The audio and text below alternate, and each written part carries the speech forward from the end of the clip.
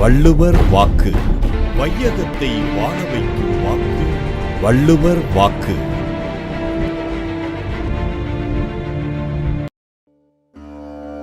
உலகெல்லாம் நிறைந்திருக்கின்ற தமிழ் நெஞ்சங்களுக்கு அன்பார்ந்த வணக்கங்கள்.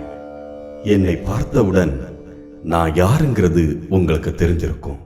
அதோ அந்த பாப்பா சொல்றாங்களே திருவள்ளுவர்னு, ரொம்ப மகிழ்ச்சியாகத்தான் இருக்கு. 2000 வருடங்களுக்கு முன்பாக இந்த தமிழ் மண்ணில நான் உலாவினேன். அன்றைய மக்களோடும் அன்றைய அரசர்களோடும் அன்றைய புலவர்களோடும் பழகி நான் பெற்ற அனுபவங்களை குரலாக எழுதி வைத்திருக்கிறேன். எனக்கு முன்பாக வாழ்ந்த சான்றோர் பெருமக்களின் வாக்குமூலங்களையும் என் குரலில் இணைத்துள்ளேன்.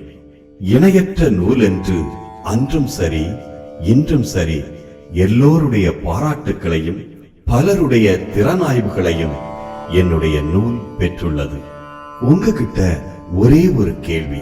உங்க நெஞ்சில் கை வைத்து இந்த கேள்விக்கு பதில் சொல்லணும். நான் எழுதின திருக்குறள் படி வாழ்க்கை நடத்துறீங்களா?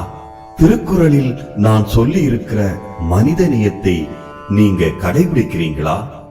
திருக்குறளில் நான் சொல்லி இருக்கிறபடி இல்வாழ்க்கையை நடத்துறீங்களா? ஏன் மௌனமாயிருக்கிறீங்க? உங்களால பதில் சொல்ல முடியாது. உங்க வாழ்க்கையில் வேகம் இருக்கு, ஆனா விவேகம் இல்ல. எங்க காலத்துல வேகம் இல்ல, விவேகம் இருந்தது. வசதியாக வாழ்க்கை வாழ கற்றுக்கொண்டீர்கள்.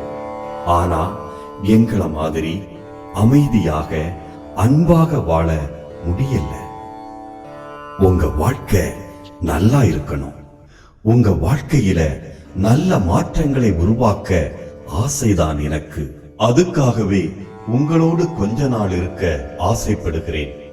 தினமும் இதே நேரத்துல உங்களை சந்திப்பேன். தொலைக்காட்சி மூலமாக உங்க வீட்டுக்கு நான் வருவேன்.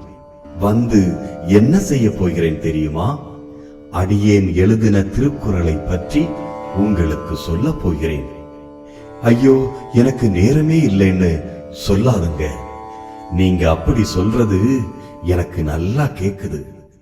நேரமே இல்லைன்னு சொல்லி சொல்லியே உங்களை நீங்க ஏமாத்திக்கிட்டு இருந்தது போதும். இனிமேலும் அப்படி சொல்லாதீங்க. எதுக்காக?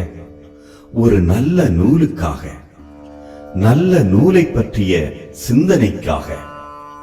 தினமும் ஒரு திருக்குறளை பற்றி பேச போகிறோம். தினந்தோறும் இந்த நிகழ்ச்சியை நீங்கள் பார்த்து வந்தால் உங்கள் வாழ்க்கையில் பல மாறுதல்கள் ஏற்படும். நாளை முதல் இதே நேரத்தில் நாம் சந்திக்கலாம். நேரத்தை மறந்து விடாதீர்கள். நன்றி, வணக்கம்.